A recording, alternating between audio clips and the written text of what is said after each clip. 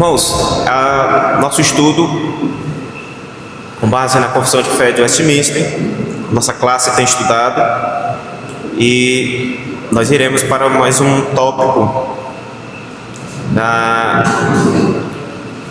nossa confissão. Acredito que você tem aí um exemplar da Confissão de Fé do Westminster, ou em PDF, ou algum aplicativo. Hoje nós temos muitos recursos que podemos utilizar. O nosso projetor ainda está em fase de conserto. Oramos a Deus que próxima semana já tenhamos ele de volta. Mas é importante que você, ao vir para a escola bíblica, já venha com o seu material, né? Bíblia, se possível um caderno para anotações e um exemplar da Confissão de Fé do Westminster, né? Hoje você encontra na internet tanto o e-book quanto o PDF, ou até mesmo você abre um site, aí você encontra esse exemplar. Se você tiver oportunidade de comprar o livro, melhor ainda, e aí você vai poder acompanhar com ele em mãos. Nós estamos no capítulo 1, onde é um grupo. Os primeiros capítulos, pelo menos até o terceiro capítulo da confissão, se não me falha a memória, eles são conhecidos como fundamentos, né?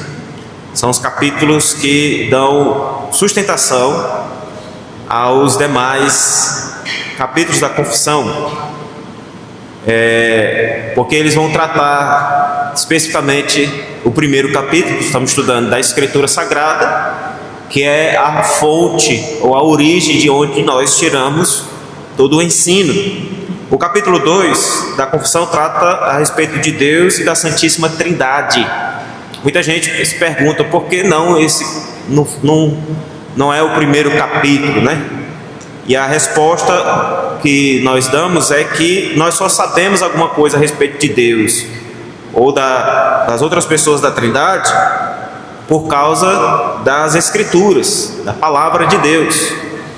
E por isso o primeiro capítulo não é propriamente o ser de Deus e os seus atributos, mas a sua palavra. A primeira ação de Deus no mundo, a gente tem lá Gênesis capítulo 1, né? O versículo 1 vai descrever: no princípio criou Deus os céus e a terra. E a primeira ação de Deus criadora no mundo, ela aconteceu com Deus falando, né? Haja luz e houve luz. Então nós conhecemos alguma coisa sobre Deus porque Ele nos falou, porque Ele primeiro nos revelou, né? O apóstolo Paulo escreve aos Romanos, inclusive falando sobre esse princípio. Nós só conhecemos a Deus porque Ele primeiro se revelou a nós. Por isso, o primeiro capítulo da Confissão de Fé do Westminster, os teólogos reunindo os assuntos que foram tratados, esse veio ser a primeiro, porque é a fonte de toda a nossa instrução. E esses dois primeiros capítulos, ou os três primeiros, que tratam da Escritura, de Deus, dos seus decretos, e a criação, nós temos um grupo de capítulos que formam o fundamento, a base para o que virá depois. No capítulo 1, que fala das Escrituras Sagradas, nós entramos na parte 3. São 10 artigos nesse primeiro capítulo, vem a ser o maior deles. Nós estamos na parte 3, que envolve os artigos 4º, 5º, e a gente vai dar um pulo lá para o 8º, porque eles se harmonizam na temática que nós vamos trabalhar agora pela manhã, que é a autoridade das Escrituras. Na última aula, a gente viu a formação do cânon, né? Os livros aceitos como inspirados por Deus, como eles foram escritos, por meio de homens santos, nós vimos que o que é inspirado é a palavra de Deus. Os homens, eles foram movidos pelo Espírito Santo a registrar. Nós vimos o quão necessário era termos a Escritura escrita para o nosso ensino, para a nossa edificação, para conhecermos aquilo que é necessário para a nossa salvação. Agora, tendo compreendido a formação do cano das Escrituras, ou a regra de fé e prática da igreja, tendo compreendido como eles foram, como a Bíblia ela foi formada, nós precisamos agora também compreender a sua autoridade, ou a autoridade desses livros para a igreja. E é exatamente nesse contexto que a gente quer trabalhar nessa manhã. Abra sua Bíblia na primeira carta do apóstolo João, no capítulo 5, verso 9. Primeira carta do apóstolo João, capítulo 5, verso 9. E faremos uma leitura em uma só voz nesse texto. Lá no finalzinho da Bíblia você tem as três cartas do apóstolo João. Nós vamos ler na primeira delas, capítulo 5, verso 9.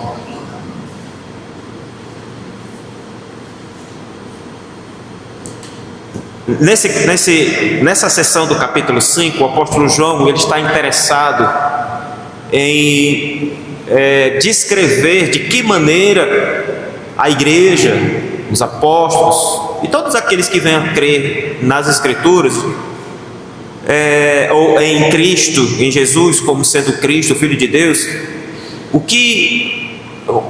onde está fundamentada essa verdade, de onde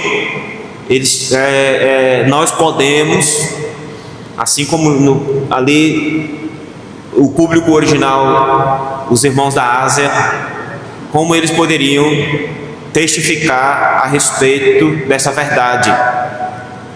Duas doutrinas foram fundamentais e muito caras para a igreja do primeiro século: o cristianismo, e elas foram importantes para se distinguir do judaísmo. Quais são elas? Primeiro, a respeito do Messias, como sendo Jesus. Jesus é o Cristo.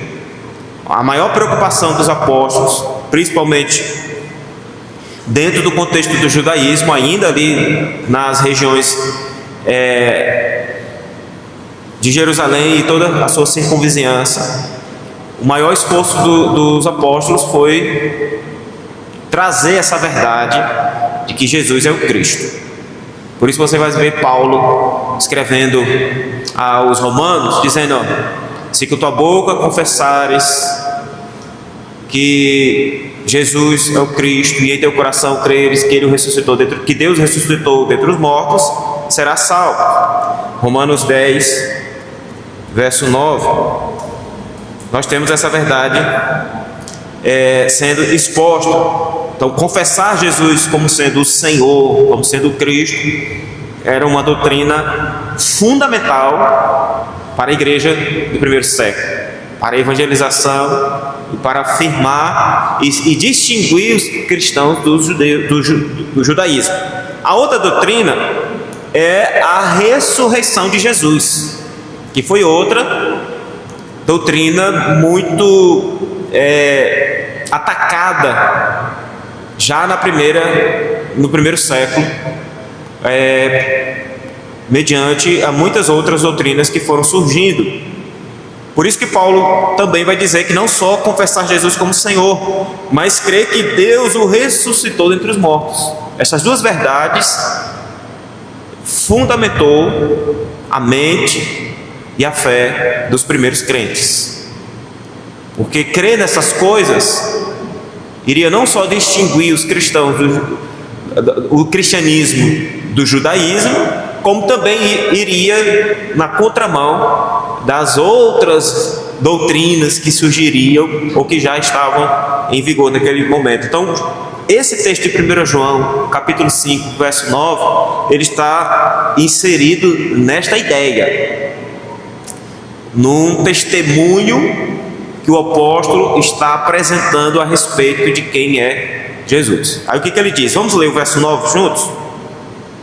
Se admitimos o testemunho dos homens, o testemunho de Deus é maior. Ora, este é o testemunho de Deus, que ele dá acerca do seu Filho. Então, quando nós pensamos e meditamos sobre a autoridade das Escrituras, estamos falando isso que o apóstolo João está descrevendo, sobre essa autoridade, sobre esse poder que Deus dá a respeito de seu Filho, e que de maneira especial ela foi escrita. Então, se o testemunho dos homens, o falar, o descrever a obra de Deus por meio de seu Filho e a obra de Cristo, ela é verdadeira, porque os apóstolos testemunharam os fatos, a vida de Jesus e a sua obra enquanto esteve com eles ali. Lucas escreve o livro de Atos e ele começa dizendo que ele está relatando aquilo que o Senhor começou a fazer e está realizando por meio dos apóstolos, dando a ideia dessa continuidade de Cristo, ou da obra de Cristo na vida dos apóstolos. Se esse testemunho verbal, essa pregação, esse falar da obra de Cristo, ele deve ser recebido como verdade, muito mais o testemunho de Deus que ele dá a respeito do seu Filho, e nós temos nas Escrituras. O mesmo João, no capítulo 20, agora do seu Evangelho, ele vai fechar o Evangelho que leva o seu nome, no capítulo 21, dizendo, há porém, no verso 25, muitas outras coisas que Jesus fez. Se todas elas fossem relatadas uma por uma, creio que nem no mundo inteiro caberiam os livros que seriam escritos. Mas aí no verso 24 ele diz, este é o discípulo que dá testemunho a respeito destas coisas e que as escreveu, e sabemos que o seu testemunho é verdadeiro. Ou seja, irmãos, nós temos os apóstolos falando, testemunhando, ensinando, e nos nossos dias, uma vez que a revelação de Deus ela se concluiu, o que deveríamos saber a respeito de Deus, a respeito de Cristo, a respeito do Espírito, a respeito da igreja, a respeito da nossa salvação, tudo já foi fechado, não há mais nada que precise ser revelado, até mesmo a respeito da segunda vinda de Jesus, já está aqui registrado. Então, uma vez esse cano concluído, os livros sendo reconhecidos como divinamente inspirados, e a regra de fé e prática da igreja está à nossa disposição, então faz necessário, como os teólogos fizeram, de pensar nas Escrituras como tendo autoridade sobre a igreja, como sendo a palavra autoritativa para o povo. E é isso que a Confissão de Fé, no seu capítulo 1, nos artigos 4 e 5, ela vai descrever para nós. Veja, o artigo 4º, o quarto artigo do capítulo 1 da Confissão, se você tiver aí, você pode acompanhar. Ele diz o seguinte: a autoridade da Escritura Sagrada, razão pela qual deve ser crida e obedecida, não depende do testemunho de qualquer homem ou igreja, mas depende somente de Deus, a mesma verdade, que é o seu autor. Tem, portanto, de ser recebida, porque é a palavra de Deus. Olha o que já naquela época do século XVII, quando os teólogos se reuniram, já naquele momento, a visão que eles tinham da palavra de Deus, das Escrituras, ela estava para eles como sendo a base, o centro da igreja. Era para eles a fonte de verdade, a fonte de alimento para a igreja, e que não tinha 50% de autoridade ao lado da autoridade do Papa, ao lado da tradição, ao lado dos concílios. Não, ela é a palavra de Deus.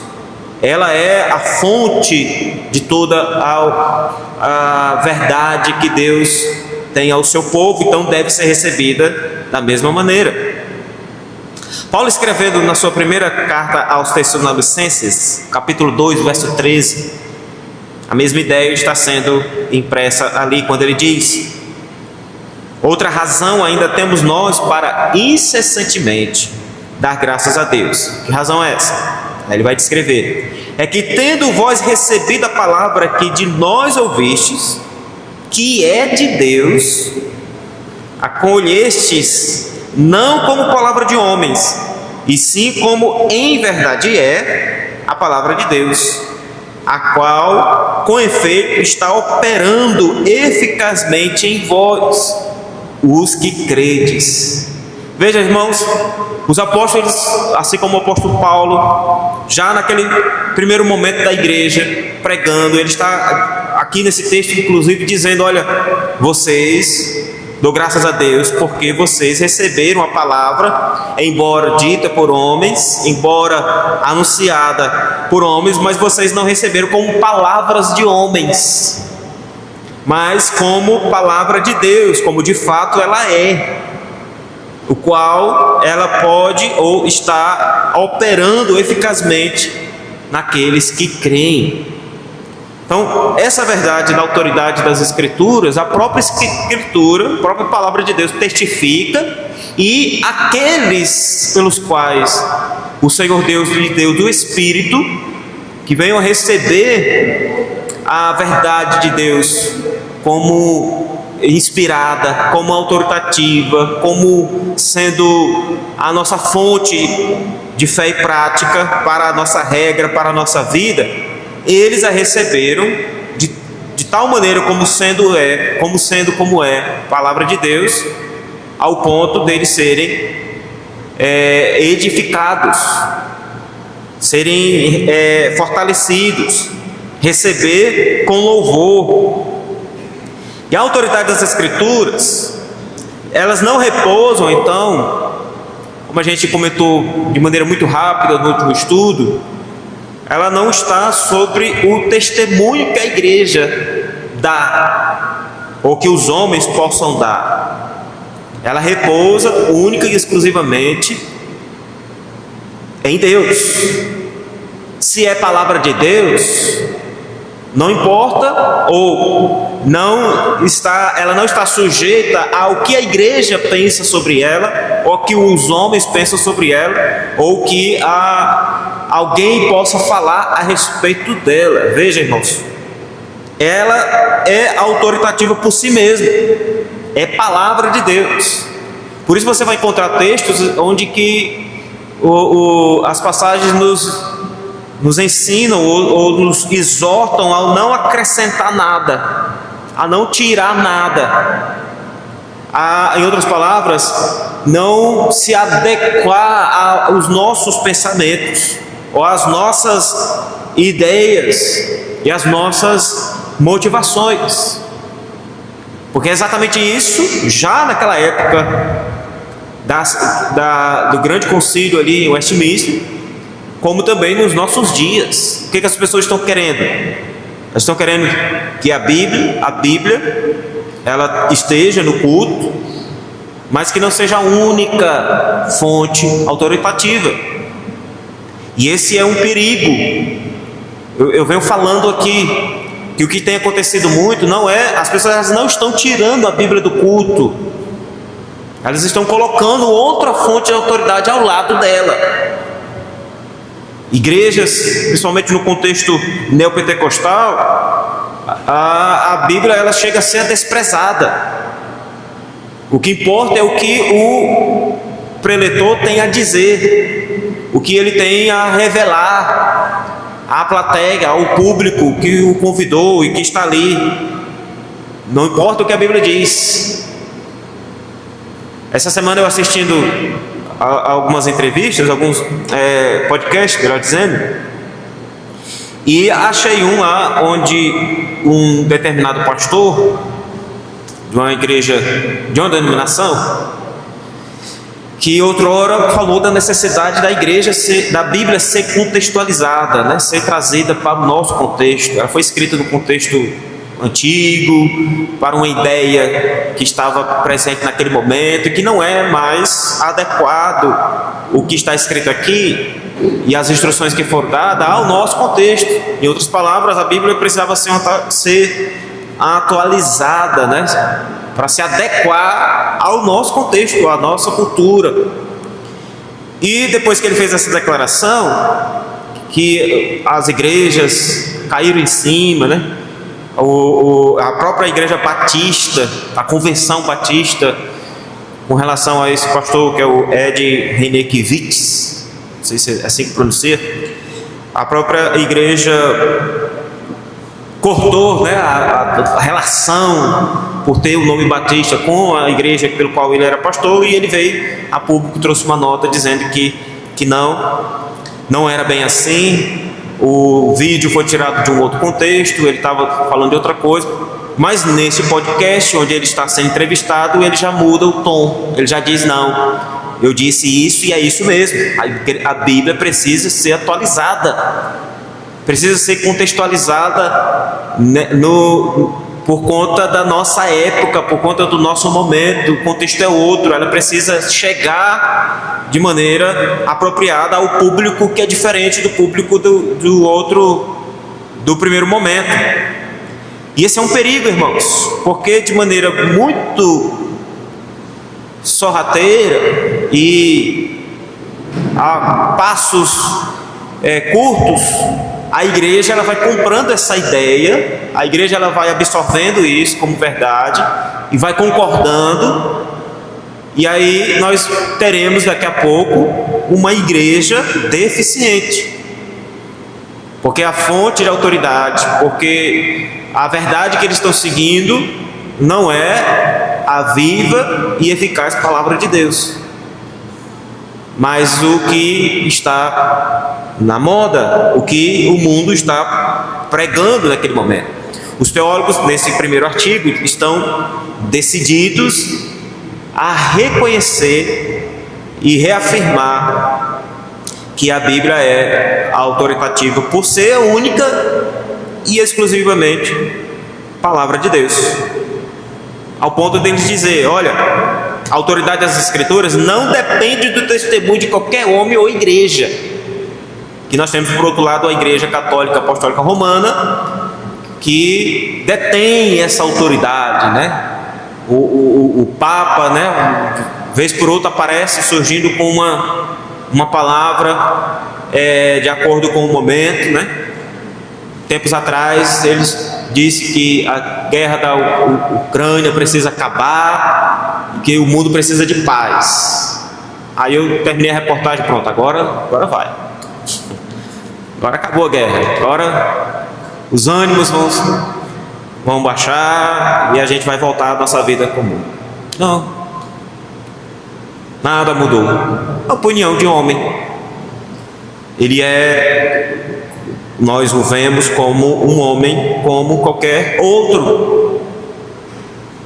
A autoridade não depende do homem ou do testemunho do homem ou da igreja. Nem mesmo eu, como um ministro do Evangelho, não é o que eu venho falar que vai dizer que a Bíblia é verdadeira. Ela é a verdade, independente do que eu diga ou não. A autoridade repousa sobre ela ser única e exclusiva palavra de Deus. A igreja não é a fonte última de todo conhecimento divino. E as Escrituras não dependem do selo autoritativo da igreja para a sua credibilidade. Ela é a verdade. Ela é inspirada, não os homens. A autoridade e influência positiva das Escrituras é uma obra que o Espírito Santo realiza de maneira direta aos corações. E é aqui que nós temos uma ponte de ligação com o artigo 1º para o artigo 2º da confissão, o artigo 4º para o artigo 5º da confissão de fé, quando eles vão falar da iluminação do Espírito Santo para que se haja uma correta compreensão das Escrituras. E esse é o ponto importante que nós precisamos compreender: a ação do Espírito Santo na vida da igreja e daquele leitor da palavra de Deus. É necessário a ação do Espírito Santo para que tenhamos a compreensão da sua autoridade, do seu poder e da sua veracidade. A iluminação do Espírito, ela faz parte dos nossos dias, porque é dessa forma que nós recebemos a palavra. Ela primeiro foi dada por inspiração, o texto foi inspirado, os apóstolos, os autores bíblicos do Antigo e do Novo Testamento foram movidos pelo Espírito Santo a escrever, a registrar, todos dentro das suas limitações e capacidade, do seu tempo, da sua época. Aí a gente pensa, a Bíblia precisa ser contextualizada. Ela já foi escrita pensando no contexto do mundo, dessa terra. Ela não foi escrita para anjos, ela não foi escrita um nível apenas celestial, para assim dizer. Ela foi entregue a homens que estão na terra. Enquanto estamos neste mundo, estamos nessa terra, o Deus do tempo registrou para além do tempo presente a sua verdade, que ultrapassa séculos. A diferença, meus irmãos, é o Espírito, a ação do Espírito de Deus na vida do homem. E é isso que o artigo 5º do capítulo 1º da confissão vai descrever. Se você tem, acompanhe. Veja: pelo testemunho da igreja podemos ser movidos e incitados a um alto e reverente apreço pela Escritura Sagrada, a suprema excelência do seu conteúdo, a eficácia da sua doutrina, a majestade do seu estilo, a harmonia de todas as suas partes, o escopo do seu todo, que é dar a Deus toda a glória, a plena revelação que faz o único meio de salvar-se o homem, as suas muitas outras excelências incomparáveis e completa perfeição são argumentos pelos quais abundantemente se evidencia ser ela a palavra de Deus. Contudo, a nossa plena persuasão e certeza da sua infalível verdade e divina autoridade provém da operação interior do Espírito Santo, que pela palavra e com a palavra testifica o nosso coração. Veja, a verdade está sendo reafirmada da autoridade das Escrituras, sendo ela mesma essa fonte de autoridade. Agora, na outra ponta está o leitor, está aquele interessado em conhecer, e ele soltar, porque o mesmo Espírito que lhe dá entendimento é o mesmo Espírito que o conduz a isso.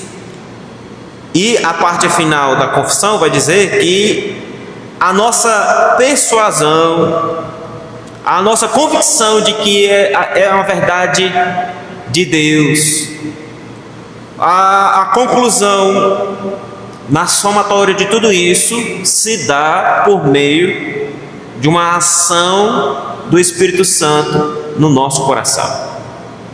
Vamos abrir alguns textos que vão descrever essa verdade. 1 Coríntios capítulo 2, no verso 10 ao verso 11.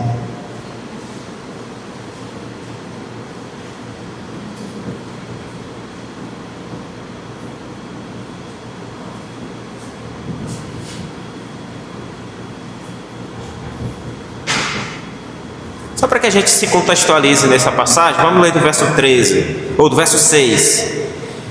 Ele diz: entretanto, expomos sabedoria entre os experimentados, Não, porém, a sabedoria deste século, nem a dos poderosos desta época, que se reduzem a nada, mas falamos a sabedoria de Deus em mistério, outrora oculta, a qual Deus preordenou desde a eternidade para a nossa glória.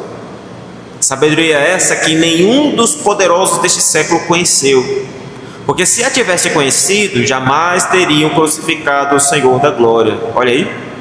Mas como está escrito, nem olhos viram, nem ouvidos ouviram, nem jamais penetrou em coração humano o que Deus tem preparado para aqueles que o amam. Agora veja o que Deus fez para que estes que o amam conhecessem isso. Veja, verso 10. Mas Deus nos revelou pelo Espírito, porque o Espírito a todas as coisas perscruta, até mesmo as profundezas de Deus. Porque qual dos homens sabe as coisas do homem, senão o seu próprio Espírito que nele está? Assim, também as coisas de Deus, ninguém as conhece, senão o Espírito de Deus. Agora olha para o verso 12. Ora, nós não temos recebido o Espírito do mundo, e sim o Espírito que vem de Deus, para que conheçamos o que por Deus nos foi dado gratuitamente. Percebe, irmãos, que o Paulo está dizendo aqui? A necessidade do Espírito Santo. Em outras palavras, sem o Espírito de Deus é impossível que se conheça a respeito de Deus. Nós não recebemos o Espírito do mundo mediante a sabedoria dos homens, mesmo os experimentados, os que já têm uma estrada e uma história, já viveram muito, mas recebemos o Espírito de Deus, para que por meio desse Espírito venhamos compreender as coisas de Deus. Esse Espírito nos foi dado justamente para este propósito. Vai lá para o Evangelho de João, capítulo 16, verso 13, verso 14, e alguém com a voz bem alta lê esses dois versículos, por gentileza. 16, 13 e 14 do Evangelho de João. Vós me chamais mestre e Senhor, e dizei bem, porque eu sou. Evangelho de João, capítulo 16. Quando vier, porém, o Espírito da verdade, Isso. ele nos guiará a toda a verdade, porque não falará por si mesmo, mas dirá simplesmente pelo Filho e nos anunciará as coisas que eu digo. Ele glorificará, porque há de receber o que é dele, e for lá de anunciar. Amém. Veja, a promessa que Jesus Cristo deu aos seus discípulos e à sua igreja é que ele iria rogar ao Pai e o Senhor iria enviar o outro Consolador. Quando o Espírito viesse, ele teria uma função, ele teria um papel importante para a igreja e o progresso do Evangelho. Ele vos guiará a toda a verdade. Por quê? Porque não falará por si mesmo, mas dirá tudo o que tiver ouvido e vos anunciará as coisas que hão de vir. Ele me glorificará, porque há de receber do que é meu e vos há de anunciar. Como o Espírito ia fazer isso? Em sonhos, em visões, em profecias, como foi no passado. O autor aos Hebreus, no capítulo 1, vai dizer que era o mecanismo de revelação de Deus. Era assim que o Espírito Santo ia fazer quando ele viesse? Não, por meio da palavra de Deus registrada e escrita. O Espírito da verdade iria nos guiar a toda a verdade, pelos quais os apóstolos estavam sendo chamados. Qual é o dever da igreja? Primeira carta a Timóteo, primeira carta de Paulo a Timóteo, capítulo 3, verso 15, que veio a ser o nosso lema, né? Está na nossa placa, está na nossa logomarca. Quando ele diz, no versículo 15: para que se eu tardar, fique cientes de como se deve proceder na casa de Deus, que é a igreja de Deus vivo, coluna baluarte da verdade. A igreja, ela tem um único papel nisso. Se o Espírito Santo é aquele que viria e que veio como sendo o Espírito da verdade, para nos guiar a toda a verdade, a igreja recebeu o Espírito. Atos capítulo 2, inclusive na classe de catecúmenos eu disse, olha, nesse sentido bíblico, nós, cristãos reformados, somos pentecostais, porque recebemos lá no Pentecoste o Espírito, né? Esse Espírito que vai nos guiar à verdade e que veio falar da parte de Deus a verdade a respeito da obra. Qual é o dever da igreja então? Uma vez que recebeu do Espírito e que ele habita, ele está cumprindo o seu papel em nos dar o entendimento dessa verdade. Nosso dever é estar firmado nessa verdade, sermos esses defensores dessa verdade, para que venhamos permanecer nela e viver por meio dela. Era essa a preocupação dos apóstolos no primeiro século. Essa deve ser a nossa preocupação. Esse mesmo texto, na Nova Versão Transformadora, ele vai dizer o seguinte, 1 Timóteo 3,15: para que, se eu demorar, você saiba como as pessoas devem se comportar na casa de Deus. Ela é a igreja do Deus vivo, coluna e alicerce da verdade. Por quê? Porque ela é a verdade, a igreja? Não, porque ela recebeu a verdade. E o Espírito de Deus é quem faz com que ela compreenda essa verdade. Veja, irmãos, ainda que reconheçamos a autoridade da Escritura, há um fator que é imprescindível para que alguém conheça a autoridade da Escritura Sagrada e nela venha crer, que é essa operação interna do Espírito Santo no coração da pessoa. Tem um texto que eu gosto muito dele, que é a primeira carta de Paulo aos Coríntios, capítulo 2, verso 14 ao verso 16. Esse, se você quiser grifar aí, e como um texto para entender essa ação do Espírito, essa operação do Espírito no coração do homem, ela é importante. O verso 14: ora, o homem natural, vamos ler juntos? Ora, o homem natural não aceita as coisas do Espírito de Deus, porque lhes são loucura, e não pode entendê-las, porque elas se discernem espiritualmente. Porém, o homem espiritual julga todas as coisas, mas ele mesmo não é julgado por ninguém. Veja, quem é esse homem natural? O homem natural é o homem caído, o homem sem Deus. Esse é o homem natural. A nossa natureza caída diz o quão perdidos nós estamos e longe de Deus, andamos nas trevas. É necessário então, para termos luz na nossa mente, duas coisas: a palavra e o Espírito, e nessa ordem, não é o Espírito e depois a palavra, não. Por que é nessa ordem? Vamos lá para Efésios capítulo 1. Isso tem a ver com a ordem salutos. Os reformadores chamavam, reconheceram como a ordem da salvação. Capítulo 1, verso 13. Depois de Paulo descrever sobre a eleição, sobre a adoção de filhos, a predestinação, tudo mais, aí ele vem dizer como isso vem acontecer de maneira prática na vida do povo de Deus.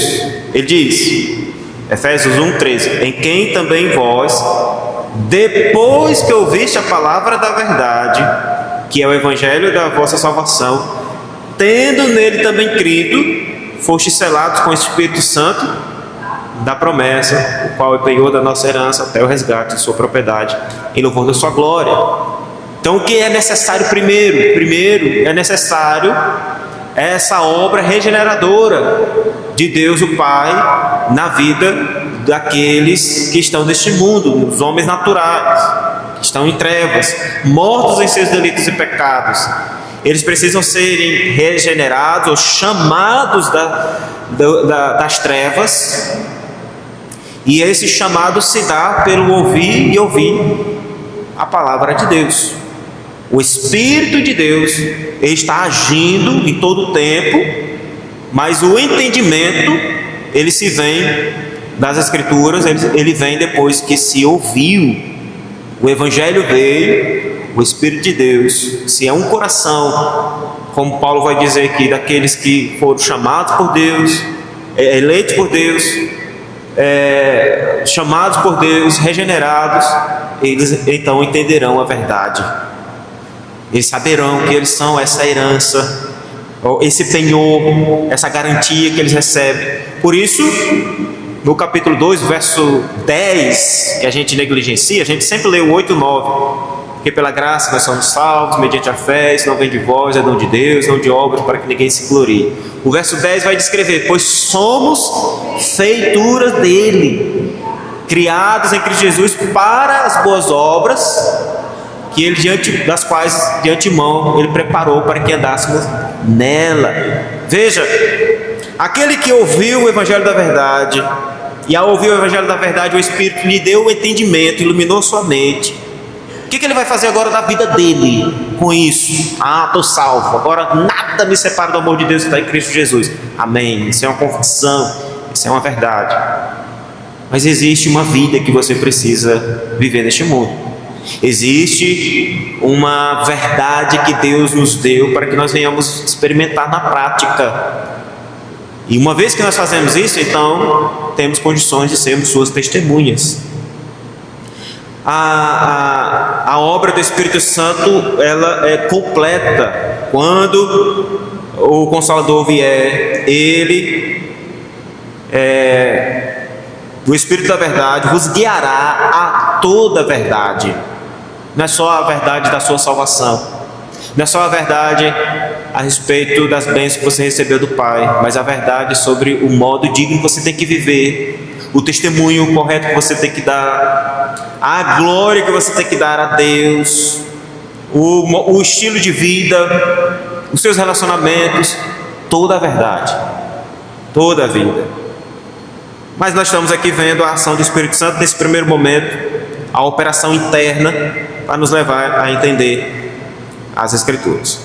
Agora, meus irmãos, a confissão no artigo 8º, ela traz uma realidade importante para nós, leitores e estudantes das Escrituras, que tem a ver com as línguas originais das Escrituras e as traduções. Acompanhe a leitura. Artigo 8º, capítulo 1 da confissão. O Antigo Testamento em hebraico, língua original do povo de Deus, e o Novo Testamento em grego, a língua mais geralmente conhecida entre as nações do tempo em que ele foi escrito, sendo inspirados imediatamente por Deus e pelo seu singular cuidado e providência conservados puros em todos os séculos, são por isso autênticos. E assim, em todas as controvérsias religiosas, a igreja deve apelar para eles como para um supremo tribunal. Mas não sendo essas línguas conhecidas por todo o povo de Deus, que tem direito às Escrituras e interesse por elas, e que deve, no temor de Deus, lê-las e estudá-las, esses livros têm de ser traduzidos nas línguas vulgares de todas as nações aonde chegarem, a fim de que a palavra de Deus, permanecendo nelas abundantemente, possibilite que as pessoas adorem a Deus de modo aceitável e possuam a esperança pela paciência e pelo conforto das Escrituras. O que esse artigo está nos dizendo? Uma vez que já disse que a Bíblia ela é autoritativa não por causa do seu intérprete, mas por causa do seu autor, que é Deus, que essa compreensão e entendimento da Bíblia depende não da sabedoria humana, não da expertise dos homens, mas da operação interna do Espírito. Agora, Os teólogos do Westminster vão nos dar um dever prático, que ao estudar as Escrituras, ao nos depararmos com os textos, precisamos ter em mente que a Bíblia não foi escrita originalmente na língua que está aí na nossa tradução, mas ela tem uma língua original, e isso é importante que se saiba, porque vai influenciar na interpretação, que é o que nós vamos ver na próxima aula, no artigo 6º, 7º e os demais. A interpretação das Escrituras, o entendimento, a clareza, aquilo que é necessário para a nossa salvação, estão muito claros. Os artigos 9 e 10, se não me engano, falam sobre isso. Estão lá, na palavra de Deus. O Espírito Santo nos leva a entender isso. Porém, ao estudar as Escrituras, é meu dever entender que os textos do Antigo foi escrito na língua hebraica e os textos do Novo escrito no grego. O que significa isso? Ao estudar a Bíblia, por mais que está aqui na nossa língua, no português, para que eu entenda a raiz e a fonte, ou a verdade do autor original, o autor humano, eu preciso recorrer às línguas originais. Pela graça de Deus, como os teólogos reconhecem aqui, a Bíblia ela foi traduzida na língua do povo, para que nós tenhamos o acesso, para que nós tenhamos condições de conhecer a verdade de Deus. Mas quando se trata da sua interpretação, nós precisamos entender que ela foi originalmente escrita em uma língua que foi traduzida, que foi traduzida, e que foi traduzida, e que foi traduzida, até chegar nessa que nós temos na nossa condição. E mesmo na tradução da nossa língua, nós temos versões, inúmeras versões. Você não tem desculpa para dizer que eu não gosto dessa versão daí, eu não leio a Bíblia porque essa versão minha aqui ela tem palavras difíceis, eu preciso estar com o dicionário, o Aurélio do lado, porque tem muitas outras traduções muito boas. Eu até recomendo você usar a NVI, a NVT, são versões boas.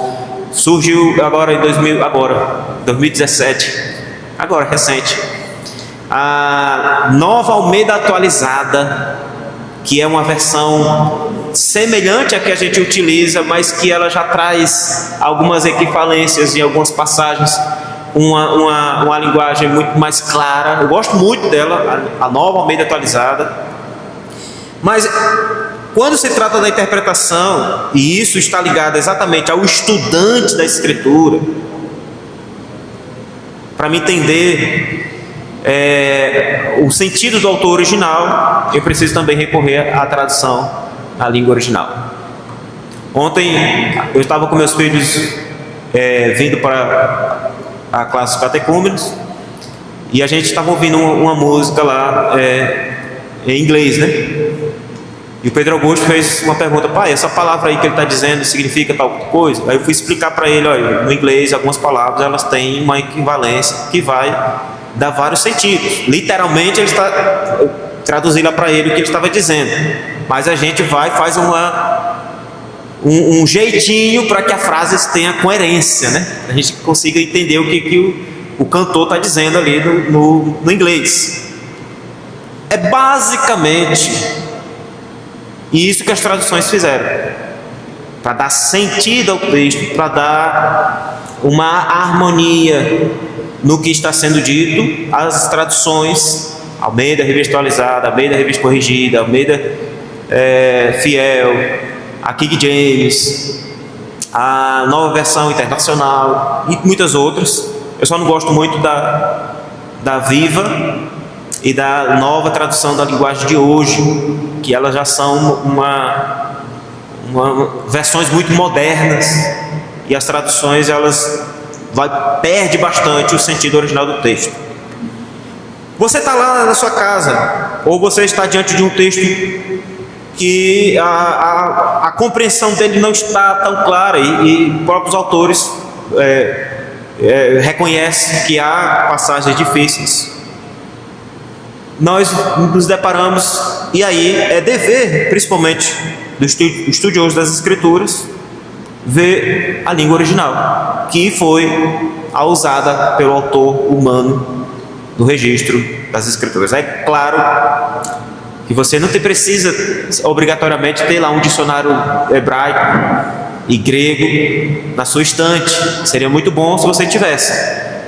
Ou nós temos hoje softwares bíblicos que nos dão que vem essa ferramenta, você conhecer o que significa no original, para que entendamos o que o autor original, qual era a intenção deles. Em outras palavras, esse artigo da confissão está dizendo que os textos originais em que a Bíblia foi escrita, eles são necessários, indispensáveis para entendermos ou tirarmos qualquer dúvida em relação ao assunto bíblico. Uma tarefa essencialmente aos estudiosos das Escrituras, e recai obrigatoriamente aos pastores, presbíteros, que lidam com o ensino, lidam com a exposição das Escrituras. Irmãos, fazer um sermão, preparar um estudo bíblico, não é simplesmente pegar a Bíblia e você aqui, né?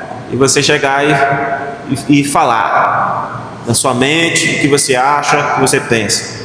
Há todo um esforço, todo um estudo, todo um preparo antecipado, e um deles é recorrer aos originais. Qual era o contexto daquela passagem, o que o autor tinha em mente. Às vezes, para a gente entender uma perícope das Escrituras, eu preciso ler o livro todo, ou o capítulo inteiro, para poder entender o que aquela parte, o que aquele texto está dizendo. Porque se eu não fizer isso, eu vou cair no mesmo erro que muitos caem. Pega metade de um versículo ou um versículo isolado e cria uma doutrina com base naquilo. Cria uma verdade. E as pessoas que estão ouvindo, que na mente delas o pastor fez o seu dever de casa, elas compram isso, e por não serem como os bereanos para investigar, acabam levando isso para casa e guardando no seu coração. É sem razão que nós temos muitas falsas doutrinas sendo pregadas aí, e muitos pautados nas Escrituras, com base em textos bíblicos. Você vai encontrar na internet muita coisa bizarra, mas muita coisa que você não tiver cuidado, você vai... Rapaz, ele tem razão. Esse ensino que ele está dando aí está coerente.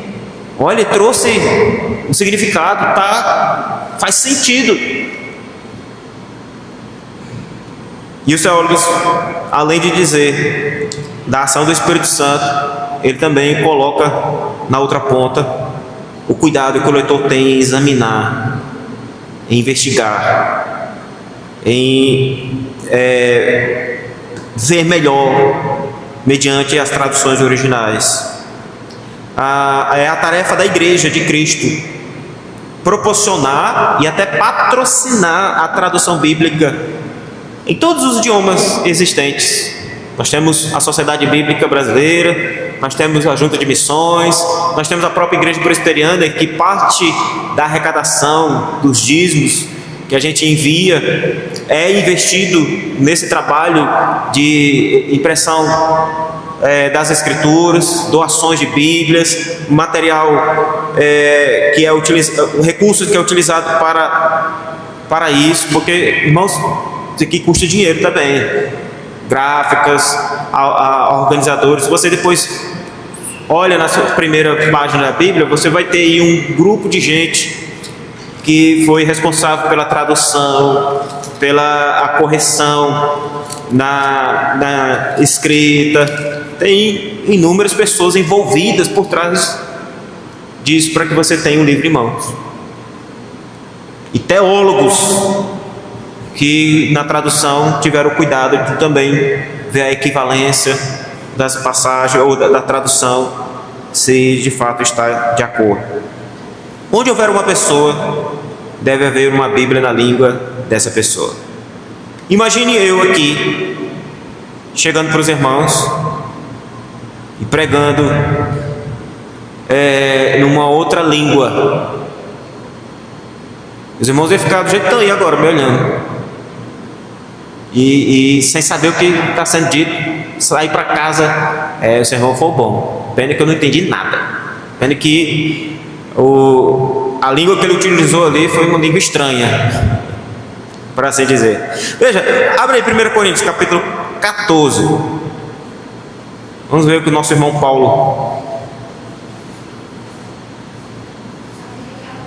capítulo 14, verso 6, ele diz assim, ó: agora porém, irmãos, se eu for ter convosco falando em outras línguas, em que vos aproveitarei, se vos não falar por meio de revelação, ou de ciência, ou de profecia, ou de doutrina?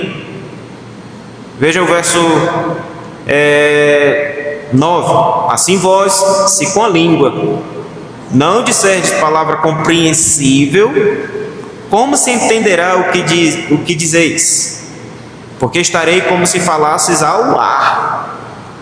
Em outras palavras, ele está dizendo que você ouviu quando era criança lá: ó, esse menino, a gente fala, parece que entra no ouvido e sai no outro. Minha mãe falava assim: rapaz, fala contigo, é o mesmo que está falando com um pedaço de pau, parece que não faz sentido nenhum. Menino, e faz tudo o contrário depois. Verso 11, verso 12, desse mesmo capítulo: se eu, pois, ignorar a significação da voz, serei estrangeiro para aquele que fala, e ele estrangeiro para mim. Assim também vós, visto que desejais dons espirituais, procurai progredir para a edificação da igreja. Qual a importância da língua compreensível? A edificação. Se não é compreensível, não é possível entender e discernir a voz, não há edificação. Olha o verso 24, desse mesmo capítulo: porém, se todos profetizam, e entrar algum incrédulo ou indolo, é ele por todos convencido e por todos julgado. Tornam-se-lhe manifestos os segredos do coração, e assim, prostrando-se com a face em terra, adorarás a Deus, testemunhando que Deus está de fato no meio de vós.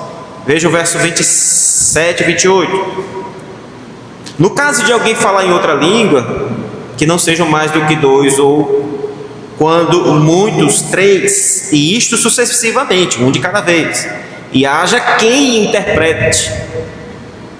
Mas não havendo intérprete, fique calado na igreja, falando consigo mesmo e com Deus. Por quê? O que adianta levar isso para a igreja se não há compreensão, se não há quem interprete essa verdade? Qual é a minha função como pastor? Eu não lembro agora o puritano que diz que o pastor, a função dele é criar uma ponte entre o mundo antigo das escrituras e o mundo presente, trazer a verdade que estava lá, dita pelo autor, que mesmo sendo direcionado para Timóteo, para Tito ou para as igrejas, essa verdade também é presente e é uma realidade para nossas vidas hoje. Deus é o mesmo, a verdade é a mesma. É função do pastor criar essa ponte, fazer essa ligação. Eu estou fazendo aqui o papel também de um intérprete, né? Dentro da nossa doutrina, uma convicção reformada, calvinista, essa ortodoxia pura e simples e com base naquilo que nós cremos. Esse é o meu papel. Eu me lembro quando eu cheguei aqui no meu primeiro sermão, os irmãos estavam atentos, examinando qual era a minha visão de muitas coisas, qual era a minha convicção doutrinária em muitos temas. E essa é uma tarefa importante da igreja.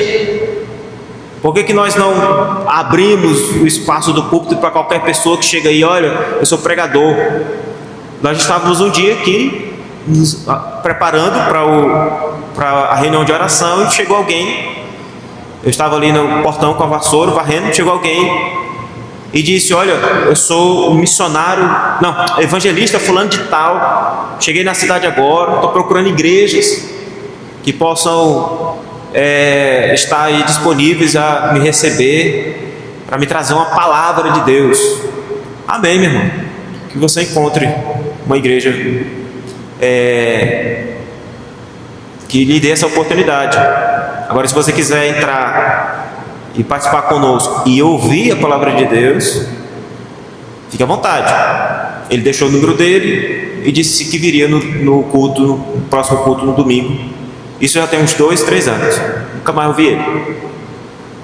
Porque eu, como um arauto de Deus, responsável pela doutrina da igreja, tem que ser o primeiro defensor desse púlpito aqui. Não é qualquer pessoa que chega e vem ensinar, não é qualquer irmão de igreja que chega e vem dar a doutrina, mesmo sendo da mesma comunidade, porque aqui nós estamos com um dever importantíssimo de levar entendimento ou essa doutrina da palavra de Deus, esse ensino aos ouvidos, ao coração. Nós vimos é o Espírito de Deus responsável de fazer isso. Então, uma vez que não temos um púlpito, essa preocupação no púlpito, a igreja ela é levada por todo o vento de doutrina. E Paulo responsabilizou a igreja: olha, se chegar alguém aí pregando outro evangelho que não é o que eu ensinei vocês, que seja anátema, que vocês tenham esse compromisso de abandoná-lo, rejeitá-lo e até apontá-lo o seu erro. É dever da igreja. E se nós não fazemos isso, nós vamos seguir todo o vento de doutrina que esteja por aí, e há muitos. Então é dever da igreja, não só porque nós somos presbiterianos, mas porque nós somos bíblicos. A igreja presbiteriana tem o zelo pela ortodoxia bíblica, a doutrina dos apóstolos, as escrituras como a nossa regra de fé e prática e como autoritativa para nossas vidas. Para concluir aqui, meus irmãos, qual a relevância dessas verdades para nossas vidas? Primeiro, essa verdade da autoridade das Escrituras é importante para que nós não venhamos ser levados, como eu disse, por ventos de doutrina ou nenhuma outras fontes que se digam como autoritativas para a igreja. Não deixar que nenhum dogma ou nenhuma estrutura eclesiástica venha dominar e controlar as Escrituras, como em algumas igrejas neopentecostais e outras até igrejas históricas, onde usos e costumes, onde algumas realizações pessoais e desejos sobressaem e até vem na contramão daquilo que a Bíblia ensina. Por vezes a gente recebe gente que vem de outras igrejas e que traz uma espécie de um testemunho aí: olha, lá na igreja fazia isso, exigia aquilo, era a arca da aliança, era o óleo ungido, era a rosa ungida, e estas coisas não são bíblicas, elas não estão presentes nas Escrituras, elas não é o meio que nós utilizamos para receber qualquer bênção ou ação de Deus. Por isso, as Escrituras são relevantes para nós. O que está na Bíblia é nosso dever guardar e cumprir. O que não está precisa ser examinado, precisa ser rejeitado. Toda outra fonte de autoridade, como visões, sonhos, revelações, nós não temos na igreja essa prática. Como eu já fui convidado a participar em outros momentos e lá alguém se levantar e começar a falar, nós não temos essa prática. A fonte única de revelação, a fonte única de palavra de Deus sendo utilizada do culto é por meio da pregação, por meio da leitura. Na nossa liturgia, nós temos todo um preparo antecipado na escolha dos textos, dos cânticos. Os textos, eles apontam para a mesma direção. Se você observar depois, você vai ver que o que foi pregado está em acordo com o que está sendo lido na nossa liturgia. Não são textos aleatórios, coloca qualquer coisa aí, é só a liturgia mesmo, não tem nada a ver. O culto, ele está falando a mesma linguagem, está sendo direcionado para o mesmo caminho. Por isso, é importante entendermos a autoridade das Escrituras. Outra relevância para nós é sabermos que as Escrituras, ela é central dentro da perspectiva reformada. Os reformadores tiveram essa preocupação em trazer para o centro da igreja de volta não palavras de homens, mas a palavra de Deus. Por isso, um grande lema da reforma foi o sola scriptura, ou somente as Escrituras, é a nossa regra de fé e prática. Nós podemos aprender com livros teológicos, nós podemos ler as confissões, mas no final, aquilo que vai ser guardado, aquilo que vai ser obedecido é o que a palavra de Deus nos ensina. A autoridade final da igreja é o Espírito Santo falando na Bíblia.